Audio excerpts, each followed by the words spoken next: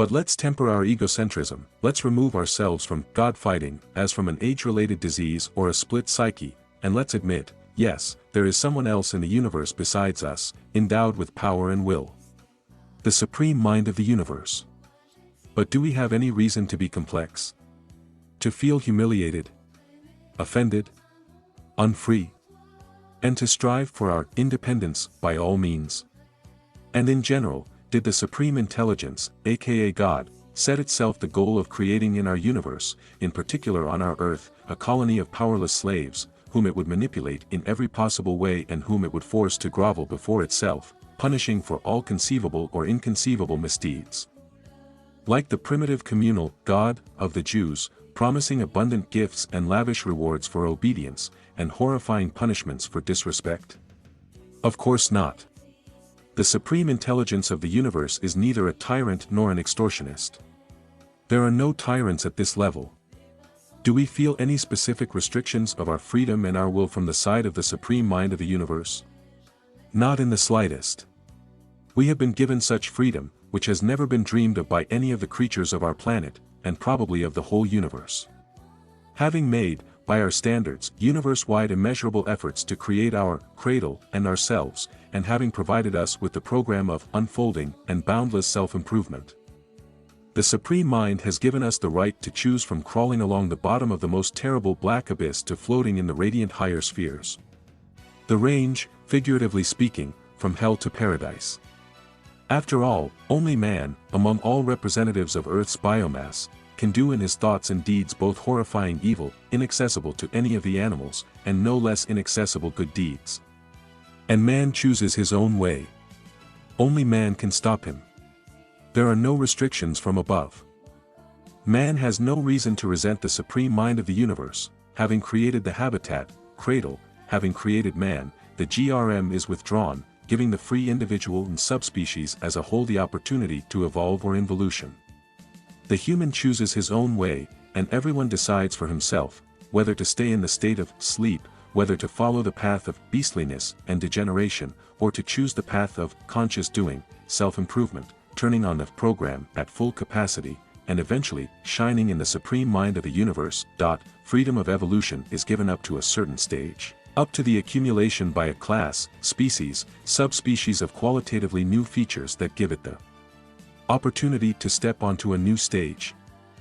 And here we come to the concept of super-evolution. Let us remember the step-by-step evolution and jumping changes in the animal world of the Earth during the last billion years.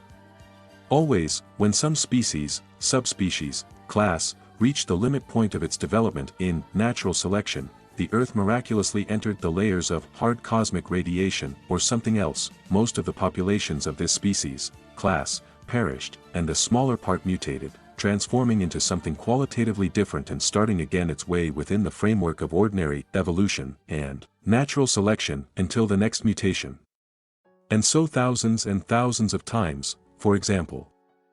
We can argue as much as we want about the reasons for the extinction of dinosaurs and other superpopulations of that stage, but we will not get an answer until we realize that evolution and superevolution are inseparable. Dinosaurs, more precisely, the subclass Archosaurs, were given a period of hundreds of millions of years, a period for evolution and preparation of the most perfect individuals for transition to a qualitatively new stage of development. A significant majority of dinosaurs, of course, unknowingly followed the path of brutalization, building up mass, claws, teeth, and tails. Only an insignificant part of small but smart dinosaurs, pelycosaurs, therapsids, or therapsids, cynognathus, were ready for mutational transformation into mammals. Then, by means of hard radiation, or other directed influences, the mechanism of super-evolutionary transition of perfect individuals to a new stage was switched on. They secured their future and the possibility of further perfection, while all the others who fell into beastliness perished. And they did not die because, according to various hypotheses, they were killed by climatic changes, or clogged by meteorites, or the nutritious environment dried up. No, these are just consequences. What we need to know is the cause.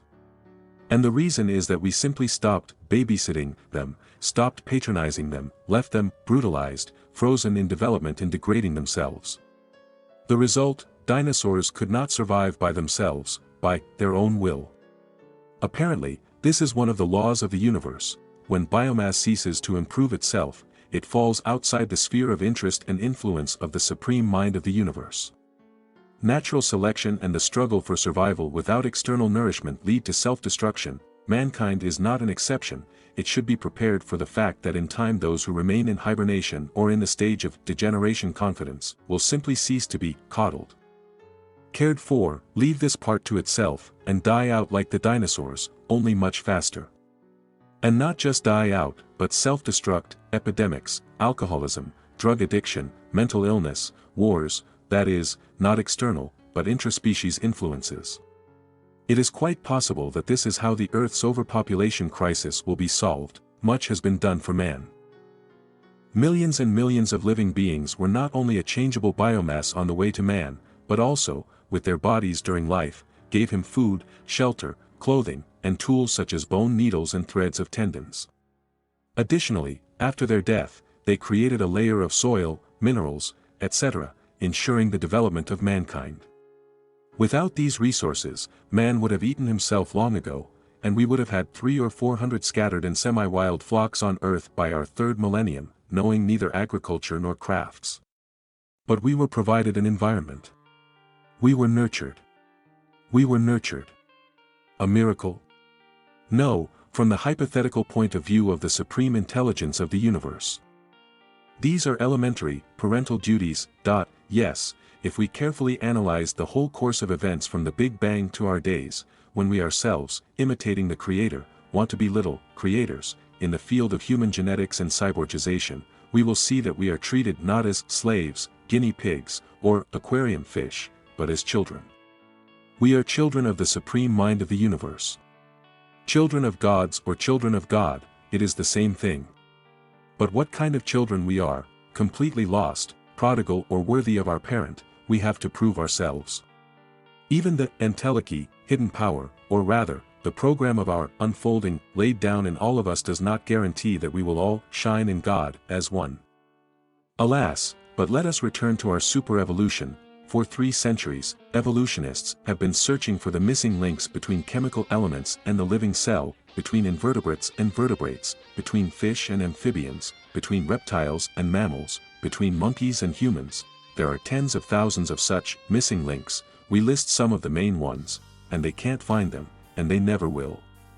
Because these links do not exist. They never existed. Even searching for them is as pointless as searching for the philosopher's stone. This is an obvious fact, but at the same time, the fact of evolution, unfolding, is obvious. The sum of facts accumulated by science not only suggests, but dictates to us, life is more complex than all separate theories, and the development of the biosphere and other spheres of Earth and the universe does not follow a straight line, but more closely resembles the curves of electrocardiograms with their straight line movement, jumps, and peaks. The difference with a cardiogram is that after a jump the straight line becomes a set of straight lines, and the upper straight line continues its movement already at the level of peak. Striving for quantitative accumulation of features to make a new jump. The other straight lines either fade out or continue their movement at lower levels. Example, the shark, already mentioned by us, which froze on its straight line tens of millions of years ago. As we have realized, one cannot discount the available teachings, including the evolutionary doctrine. One should simply remember that each of the doctrine's theories operates only in the niche allotted to it. Figuratively speaking, there were chemical elements in the primary broth, the sun shone from above, and it would have shone like that, without much effect, until enzymes got into the broth from the outside, and as soon as they got in, the matter started, all sorts of microfossils, blue-greens, and other small life began to originate, that is, chemical evolution turned into biological evolution, the initial gases, combined into low molecular weight organics, through biopolymers, probionts miraculously transformed into the first cells. This was, one could say, the first qualitative colossal leap. And one of the first evidence of superevolution, a jump from one qualitative phase to another. Without any links. By directed mutation. And then came another unfathomable miracle. Practically, the first creatures of a new type were not brown-yellow-maroon, such as bacteria or any other species, the possibilities of natural selection were endless, but blue-green algae, reproducing at a tremendous rate and possessing the ability to photosynthesize. Unbelievable. Super fantastic. But it's a fact, it was them who filled the Earth's atmosphere with oxygen, which was completely unfit for life before. They created the ozone layer, a barrier to deadly ultraviolet rays. Another accidental, super miracle in the chain of controlled and purposeful miracles of superevolution. After that, evolutionary and super-evolutionary processes went according to the program. A certain absurd creature was wriggling in the thicknesses of the drying broth, and would have improved within the limits of natural selection and struggle for existence, wriggling faster and luckier for billions of years.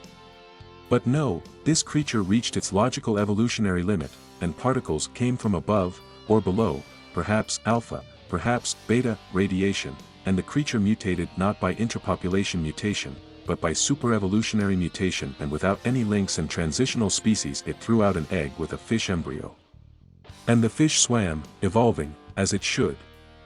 In the Darwinian way, according to the small program of a species or class, evolved to a solid and thin fish, which would have remained a fish for another 100 billion years, but no, the time came, the hard radiation from space came, millions and millions of fish died from it, and hundreds of selected again, miraculously mutated and spawned such eggs, from which calves not with fins, but with legs came out, without any undiscovered links, and crawled on land as amphibians and reptiles, and then to the archosaurs and then to the archosaurs. And we're already clear about them. And with mammals, which were born from the most worthy dinosaurs by super-evolution, without super-evolution, we'd still be floating in the primary broth as source elements and waiting.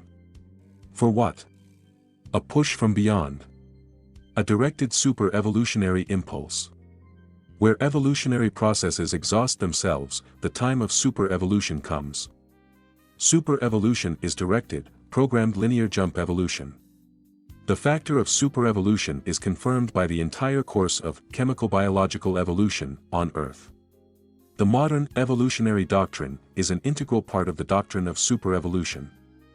And evolution itself is only a linear part of the multidimensional super-evolution, where impulsive beginnings generate multidirectional rectilinear movement, accelerated by explosive mutation processes under conditions of programmed self-deployment and correction of direction from the outside. The spontaneous nature of superevolution is practically impossible. The probability of spontaneity in superevolution tends towards zero.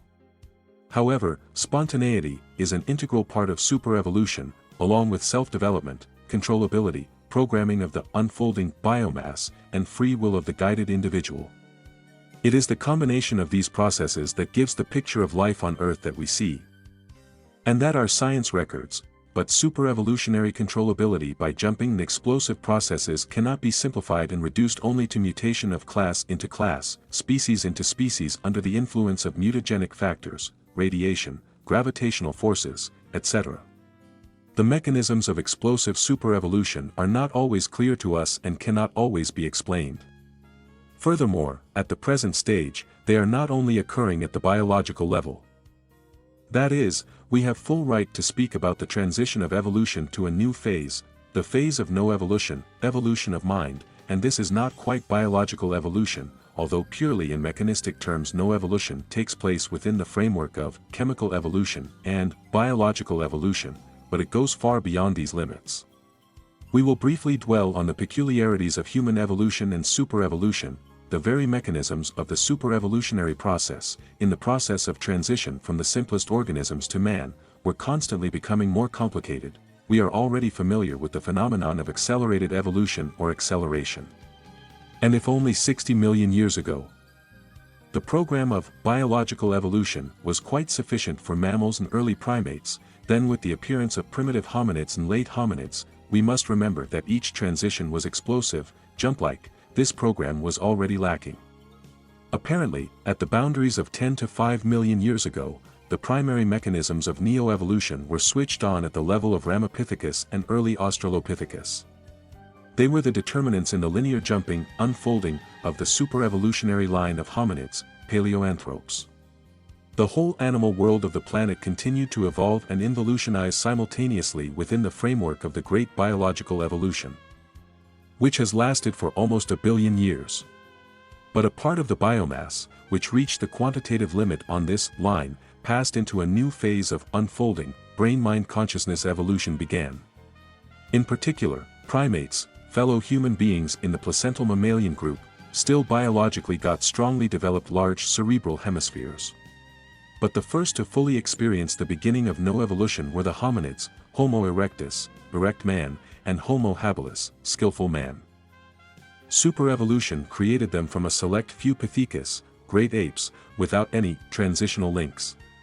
External influences, usually radiation affecting genetic structures, allowed a number of such Pithecus, Australopithecus, i.e., the southern apes of Africa, to give birth to mutants, the cubs of the first Homo.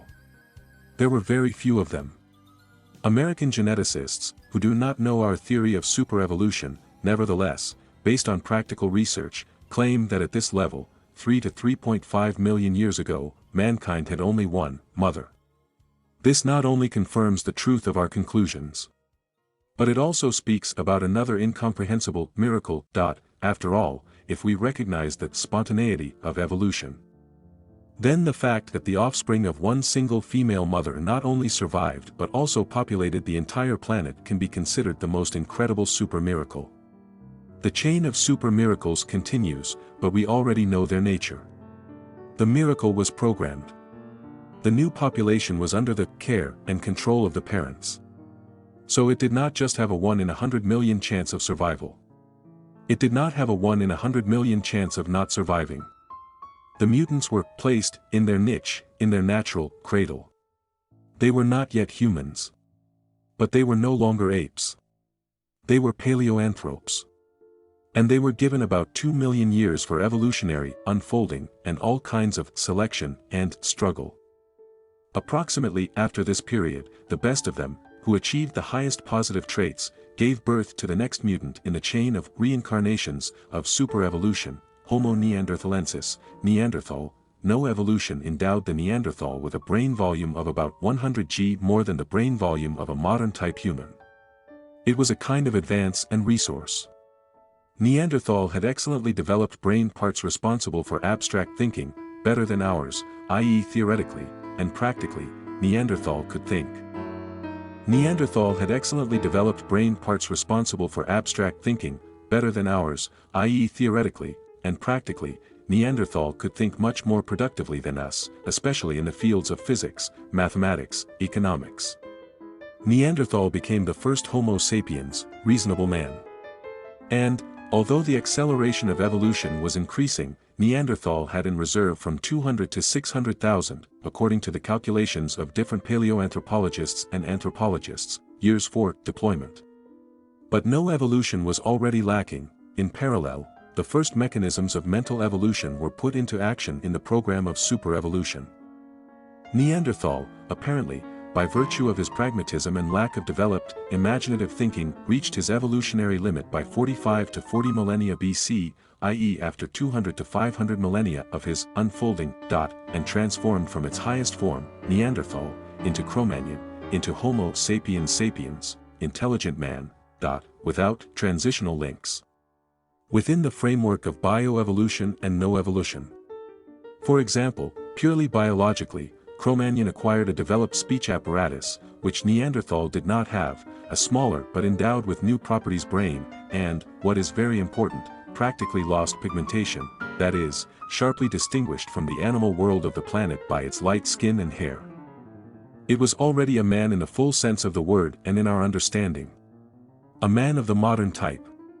The man, sharply separated and, most importantly, separated himself from the animal world. A man who received animated consciousness as a consequence of the connected program of mental evolution and the spiritual evolution, or evolution of the spirit, which was included for the first time, 50 to 40,000 years ago. In passing, let us note that Darwin's version of man came from an ape is wrong, not because there were no higher primates among the biological ancestors of modern man, there were, as there were blue-greens, trilobites, therapsids, hominids, but because man came from a whole generation of pre-humans, primitive people, and people who preceded him, Paleoanthropes, Archanthropes, Neanderthals, and Neanderthaloids.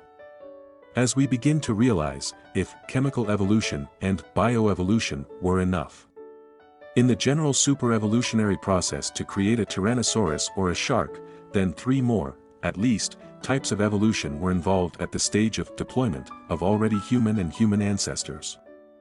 This is important to know for the completeness of the picture and prediction of future superevolutionary processes. Nowadays, many researchers are in a hurry, getting far ahead and trying to divide human nature or body into physical and subtle bodies, astral, mental, with their research tools. Undoubtedly, a human being is endowed with a physical, biological body. Of course, in the shell of a given body there is an invisible body, the soul, the spiritual body. But the spiritual body cannot be dissected into the astral, mental, etc., just as the physical body cannot be dissected into the bone body, muscular, blood vascular, neurovegetative. Such dissections happen only in anatomical atlases. In pictures. In life, everything grows and is formed all at once, in totality and integrity. Bones without vessels, meat without nerves, or vessels outside the flesh are from horror movies. And that is why we have no right to dismember the spiritual body of man. This is vivisection of pure water and profanation. So far we can clearly trace 3 real components of man: physical body, soul, and spirit. The physical body belongs to man. The soul belongs equally to man and to the one who breathed it into man. The spirit descends upon man and connects him to the higher worlds and substances. There is every reason to suppose that Neanderthal had a physical body, had a primary mentality, i.e. had an undeveloped, sleeping, consciousness, like the majority of present-day Earthlings, but did not have a spiritual body, which includes the concepts of soul and spirit. It is not quite tactful to speak in this way about our ancestor, but Homo neanderthalensis, to all appearances, was not yet an animated man, but a billet of a man, which had to evolve until it matured to accommodate a spiritual body. And here we come to one of the most important points. So, superevolution, in addition to its definition, is a series of chemical, biological, noetic, mental, and spiritual evolutions occurring with increasing acceleration in periodic explosive mutagenesis. Spiritual evolution takes place at the level of spirit, i.e. at the level of non-material, energetic, field, connection between the spiritual essence of man and spirit, through the connecting channel between the mind and soul of an individual and the supreme mind of the universe. This means a simple yet difficult to understand thing, as evolution itself is evolving, and for the next explosive, jump-like transition, directed mutagenesis will no longer be a necessary and sufficient condition. Yes, the obligatory condition of superevolutionary unfolding, besides mutagenesis, will be discrete or portion downloading, pumping, of the spiritual essence of the supreme mind of the universe into the spiritual essence of awakened individuals possessing active expanded consciousness. If up to now there has been a directed linear explosive movement towards God, then in the course of human maturation and as man approaches the final phase of Homo sapiens sapiens, a counter-movement of God towards man, the movement of incarnation, begins. And here, much of what the ancient philosophers and the best minds of Russian cosmism intuitively and empirically guessed becomes clear enough. The supreme mind of the universe not only generates and step by step creates in our universe its likeness, its children, who in time will be able to shine in him, that is naturally and organically merge into him, but in addition to all of this, it creates physical and spiritual bodies for itself into which it can actually descend and incarnate in our material world. To put it in modern terms, people are spacesuits that the extra-material and extra-cosmic higher mind of the universe needs to put on itself in order to come into our universe. This is the meaning of the existence of man and mankind, to become the receptacle of God in order to become God-man and God, the supreme mind of the universe, continuing the infinite process of creation. Here we come to the primary understanding of the essence and nature of the supreme mind of the universe. Now we can imagine this phenomenon as a timeless, practically eternal, extra-material, most likely energy field superpersonality, combining in itself an aggregate set of intellectual spiritual entities and possessing, by our standards, unlimited possibilities and abilities. This superpersonality, or superessence, is the inflatant field, or its main component, the intensity of this field, and at the same time the inflatant space. which is relative to us in other, inaccessible dimensions and generates from itself, from the inflating field, universes of our type, in particular, our universe. This superessence has the ability to influence the energy field and facilitate superevolution within our universe. However, it can only materialize through beings that are not rejected by this universe and are created for this specific purpose by the superessence itself. The other purposes of the supreme mind within the universe are not yet clear. They undoubtedly exist, but will be unveiled gradually throughout the super-evolutionary development of humanity. Man was created in our universe as a material spiritual carrier of a part of the supreme mind of the universe.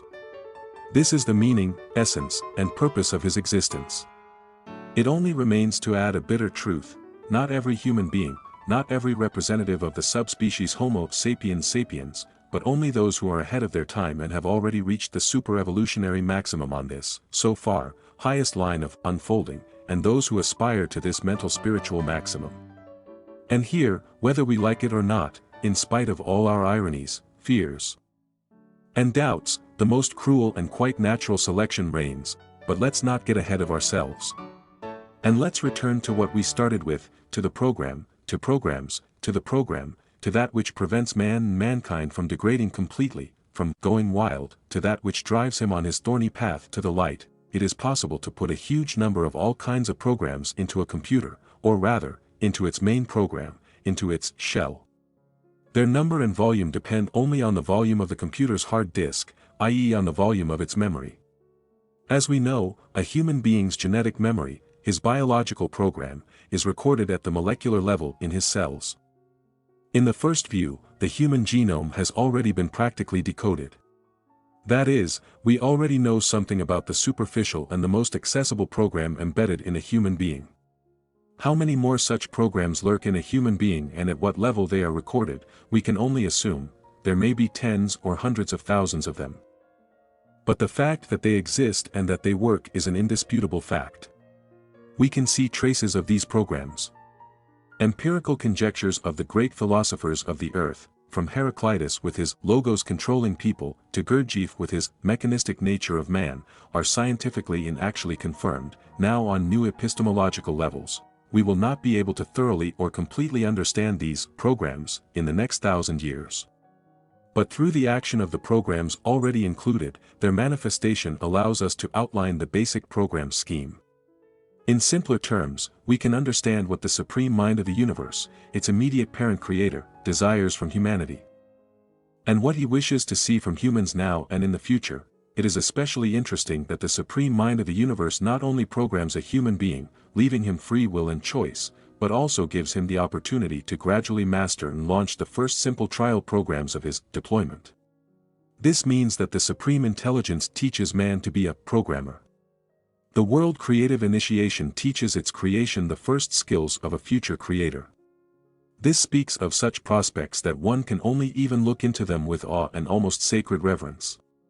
But we shall speak of the prospects and the coming one in the concluding chapters, and now we are primarily interested in the man of the modern type. Homo sapiens, his origin, the programs of his deployment at the prehistoric and historical stages already traced by science. On this we must hold our attention and analyze what has actually happened over the last 40 to 45 millennia. We need it both for general development and for understanding what mankind is at this stage. And this stage is the most important, the stage of completion of evolutionary and super-evolutionary unfolding of Homo sapiens at its last finish line, at the very end of the line, which will be followed by another explosion jump, another qualitative transition to a new phase of super-evolution.